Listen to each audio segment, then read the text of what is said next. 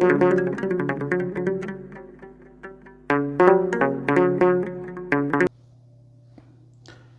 አብ ወወልድ ወመንፈስ ቅዱስ አሐዱ አምላክ አሜን። ተወዳችሁ በጌታችን በአምላካችን በመድኃኒታችን በኢየሱስ ክርስቶስ ሰማያዊ በሆነው ስፍራ መንፈሳዊ በሆነ በረከት የተባረካችሁ እግዚአብሔር በብዙ ምሕረቱ በጎነቱ ደግነቱ የሚያኖራችሁ የሰላም አምላክ ሰላሙን በልባችሁ ያኖረ የወደደንና እስከ መስቀል ሞት ድረስ ፍቅሩን የገለጸልን መስቀል ላይ በተሰቀለ ጊዜ ዕዳ ሲከፍል የተከፈለለት የዳነ ሕዝብ ያደረገን ብሩካን እግዚአብሔር ልጆች እንደምን ቆያችሁ?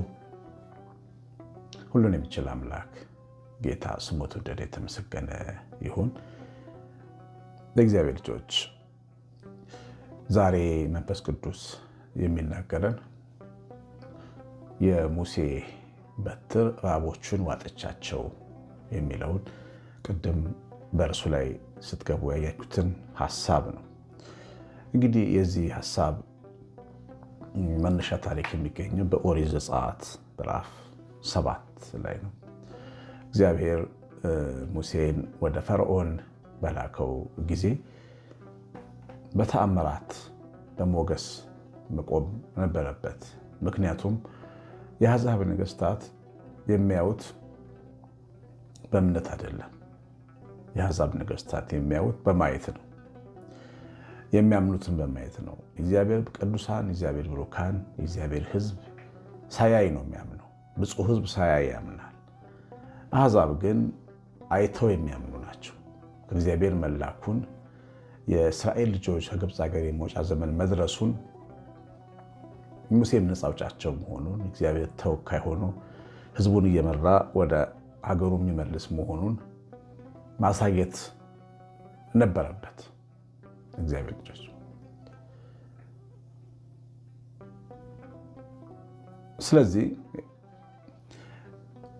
ስለዚህ እግዚአብሔር ሙሴን በላከው ጊዜ በትር ሰጥቶታል። ብዙ ተአምራት የሚሰራበት በትር ሰጥቶታል። አንደኛ የ80 ዓመት ሰው ነው ሙሴ። የ80 ዓመት ሰው ምርኩዝ ይፈልጋል፣ ድጋፍ ይፈልጋል። ስለዚህ እረኛው ሙሴ በትር ይዞ ነው የሚንቀሳቀሰው። ይህም በትር ግን እግዚአብሔር ታምር የሚሰራበት አድርጎለት ነበር። እሱ ለተክለ ቁመናው መደገፊያ ያደረገውን በትር ተአምር የሚሰራበት አድርጎ ቀይሮለት ነበር። እግዚአብሔር ሕይወታችንን ተአምር አድርጎ አስደናቂ አድርጎ የሚገልጠው እጃችን ላይ ባለው ነገር ነው። እኔ በስብከቴ በመዝሙሬ፣ እናንተ በተሰጣችሁ ነገር፣ ሁላችን ባለን ነገር መድኃኔዓለም ጸጋ አድርጎ በሰጠን ባካፈለን ነገር ነው እግዚአብሔር ተአምራት በሕይወታችን የሚሰራው። ትንሽ ነገር የምንላት ነገር ለእኛ ግን እግዚአብሔር ትልቅ ስራ የሚሰራባት ሊሆን ይችላል። ፈገግታ በራሱ ለሰው ልጅ የሰውን ሕይወት ብሩህ የሚያደርግ ተስፋ የሚሰጥ መሆኑን ማወቅ አለባችሁ። ተቀምጬ እንቁ ሴቶች የሚል የመርሃ ግብር ከአባይ ቲቪ ይመስለኛል፣ አባይ ቲቪ ላይ መሰለኝ እያየሁ ነበረ እና ተሸላሚ እናቶች ተሸላሚ እህቶች እየወጡ ይናገራሉ እና አንዳንድ ሰዎች እዛ ለመድረሳቸው ያገዟቸውን በትንሽ ነገር በሚመስል መንገድ ያገዟቸውን ግን ትልቅ ቦታ እንዲደርሱ ምን ያህል እንደረዷቸው ሲያመሰግኑ እያዩ ነበር። እነዛ ያገዟቸው ሰዎች እንሸለማለን፣ ስማችን በአደባባይ ይነሳል፣ የወርቅ ካባ እንለብሳለን ብለው አስበው አይደለም። ግን ያላቸውን ትንሽ ነገርም ቢሆን ማካፈል ስለቻሉ ሁልጊዜም ቢሆን እጃችሁ ላይ ካለው መልካም ነገር ለማካፈል ምንም እንዳትቆጠቡ። አይዞህ ማለት፣ መደወል፣ ስልክ፣ ሰው አጠገብ መቆም፣ ሀዘኑ ላይ ሄዶ ማጽናናት፣ ደስታው ላይ እንኳን ደስ አለሽ እንኳን ደስ አለ ማለት፣ በችግሩ ጊዜ ማዳመጥ፣ ከቻሉም እጅን ዘርግቶ ማገዝ፣ ይሄ በጣም ትልቅ ነገር ነው። እኛ የያዝነው በትር ሕይወት መለወጥ የሚችል ተአምራት ሊሰራበት ይችላል። የሰው አእምሮ ይሰራበታል። የሙሴ በትር ተአምር እንዲሰራ ተሰጠው ማለት ነው እና ያንን በትር ይዞ ወደ ፈርዖን ገባ። እግዚአብሔር እንደላከው በተናገረ ጊዜ እግዚአብሔር ማን ነው ብሎ ነበር ፈርዖን። እግዚአብሔር በትንሽ በትር በአንድ ሽማግሌ በትር ባህር የሚከፍል በአንድ ሽማግሌ በትር ከድንጋይ ላይ ውሃ የሚያፈስ አምላክ መሆኑን ማሳየት ፈልጎ ነበር ሙሴ። አምጣት አንበር ስራ አለው እግዚአብሔር ከሆንክ። ይህን ጊዜ ኦሪት ዘጸአት ምዕራፍ 7 ከቁጥር 8 ጀምሮ እንዲህ የሚል ታሪክ እናነባለን። እግዚአብሔር ሙሴን አሮንን እንዲህ ሲል ተናገራቸው። ፈርዖን ተአምራት አሳየን ሲላችሁ አሮን በትርህን ወስደህ እባብ እንድትሆን በፈርዖን ፊት ጣለው አለው። ሙሴና አሮንም ወደ ፈርዖን ገቡ። እግዚአብሔር እንዳዘዛቸው እንዲሁ አደረጉ። አሮንም በትሩን በፈርዖንና በባሪያዎቹ ፊት ጣለ፣ እባብም ሆነች። ፈርዖንም ጠቢባንንና መተተኞችን ጠራ። የግብፅ ጠንቋዮች ባስማታቸው እንዲሁ ደግሞ አደረጉ።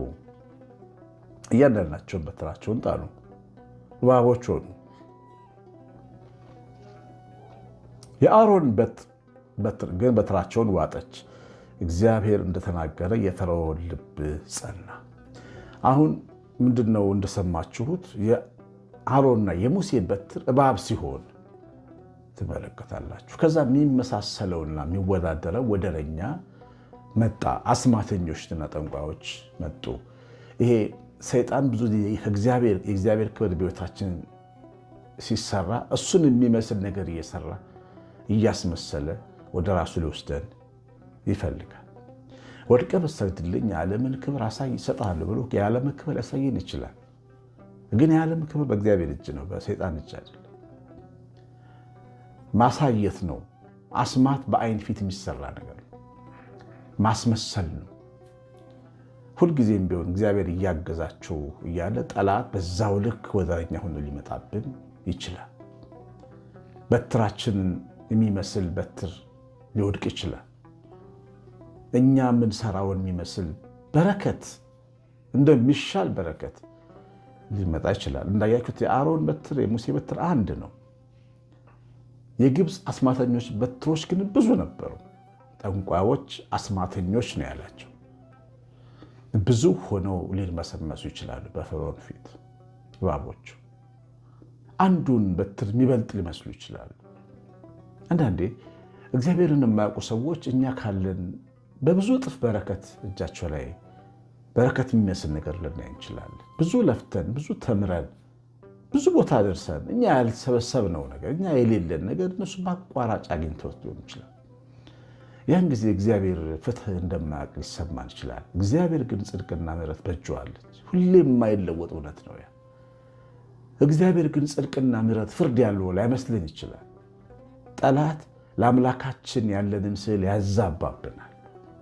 ወደረኞቻችንን እያበዛ ተባርክ ያለው ብለን እንዳንል ያደርገናል። ምን በረከት አለኝ ከእኔ የሚበዙት የሚሻሉት እያሉ እንድንል ያደርገናል። አያችሁ፣ የእግዚአብሔርን በረከት የሚመሳሰል የውሸት በረከት በፊት ለፊታችን ይዘረጋል ጠላት። ወይ እኛ እንድንወስደው ካልወሰድነውም ሌሎች ወስደው እንድንቀና ያደርገናል። ፍናና በወለደች ጊዜ ሐና ቀንታ ነበር፣ ልቧ ተማሮባት ነበረ።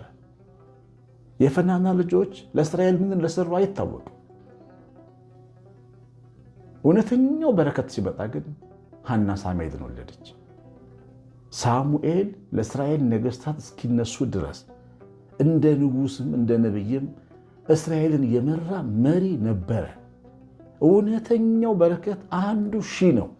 ከውሸተኛው ብዙ በረከት ይልቅ እውነተኛው እግዚአብሔር የሚሰጠው አንዱ እልፍ ነው። ለዚህ ነው መካሪቷ 7 ወለደች ያለችው ሐና ሳሙኤልን እንደ ፍጹም እንደ 7 እንደ ሺህ እንደ ሚሊየን ስለተመለከተች ነው። እግዚአብሔር የሚሰጠው እንደዚህ ነው። እግዚአብሔር በረከት ወደረኛ ቢበዛበትም አሸናፊ ነው። የሙሴ በትር እባቦቹን ዋጠቻቸው ነው የሚለው። ሄዶ ግን የእናንተ ከሰማይ የሆነው እውነተኛ የሆኑ ጉብኝታችሁ፣ በረከታችሁ፣ ስጦታችሁ፣ ይቅርታው፣ ማዳኑ በእናንተ ላይ የተገለጠው ነገር የበለጠ ነው። በሰው የምንቀና ሰዎች፣ ከሰው ጋር የምንወዳደር ሰዎች የእኛን በትር ከአስማተኛ በትር ጋር የምናወዳደር ሰዎች እኛ ነን የምንበልጠው። መረጋጋት አለን። ሰው በገዛ ምኞቱ ሲሳብ ሲታለን ይፈተናል። ምኞት ጸንሳ ኃጢአትን ትወልዳለች፣ ኃጢአትን ሞትን ታመጣለች። ምኞታችን እግዚአብሔር በሰጠን በትሩ በዚህ በትንሽ በሚመስለን ነገር ላይ አሁን እኛ ባሳነስነው ነገር ላይ መሆን አለብን። አንዳንድ ዘመዶቻችን ብዙ ልጆች ወልደዋል። እኛ ግን የወለድነው አንድ ወይም ሁለት ልጅ ይሆናል።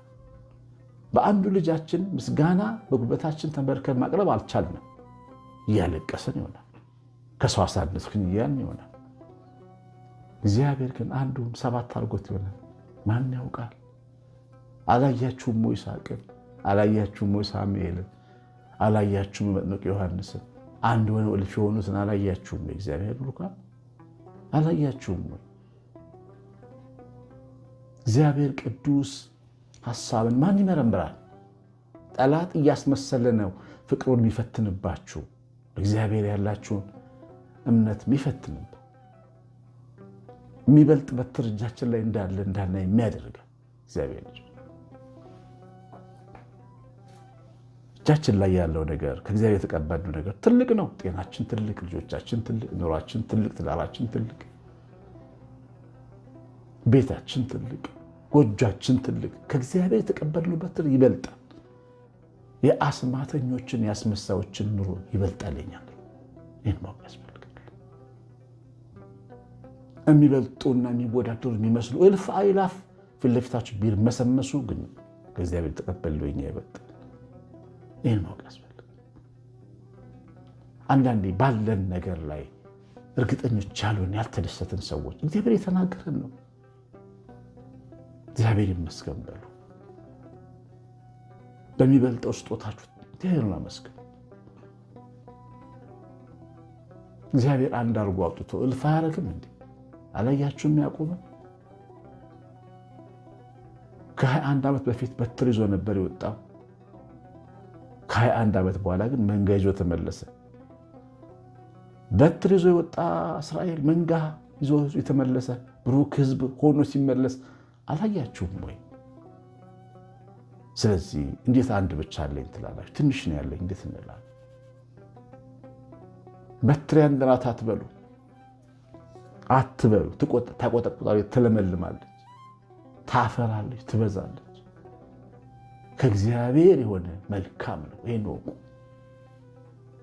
አስማተኞች ከሚበትኑልን በትሮች ይልቅ እግዚአብሔር የሰጠን አንድ ይበልጣል።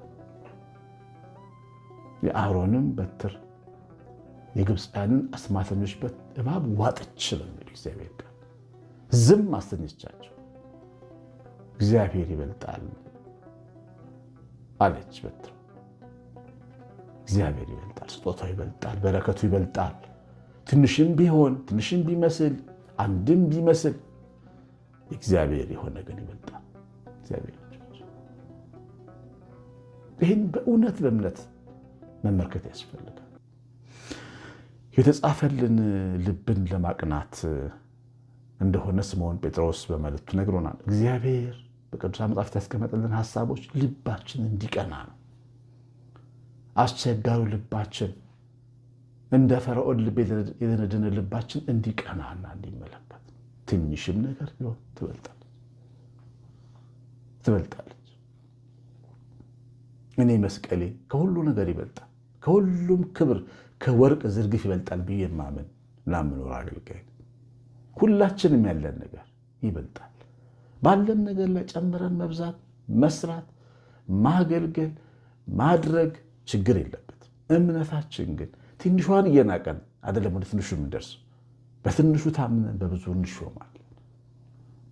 በበትሩ የታመነ ሙሴ ሕዝቡን ይዞ እንዲወጣ ነው እግዚአብሔር ያደረገው። ባህር ከፍሎ እንዲያልፍ ነው ያደረገው። ምን ይሳነዋል የኛ አምላክ? ስለዚህ የአሮን በትር ትንሽ ብትመስልም አንድ ብትመስልም ከብዙዎች ትበልጣለች። እግዚአብሔር የሰጠን በትር፣ እግዚአብሔር የሰጠን ጸጋ፣ እግዚአብሔር የሰጠን ኑሮ፣ እግዚአብሔር የሰጠን በረከት፣ እግዚአብሔር የሰጠን ጤና፣ እግዚአብሔር የሰጠን ልጆች፣ እግዚአብሔር የሰጠን ትዳር እጅግ የተባረከ ነው። እግዚአብሔር የሰጠን መንፈሳዊ ጸጋ እጅግ የሚበልጥ ነው። ይህን ማወቅ ያስፈልጋል። የሰማኑን በልቦናችን ጻፍልን። መንፈስ ቅዱስ ይባርካችሁ፣ ከክፉ ይጠብቀን። እግዚአብሔር ቸርነት እናታችን የእመቤታችን ረድኤት በረከት የምላት ጥበቃ አብሮን ይሁን። ትምህርቱን ላይ ኮሜንት ላይ ካርጋችሁ ስለምትወጡ እግዚአብሔር ዘራችሁን ይባርክ። ቀሲስ አሸናፊ ገብረ ማርያም ነኝ። ሰላም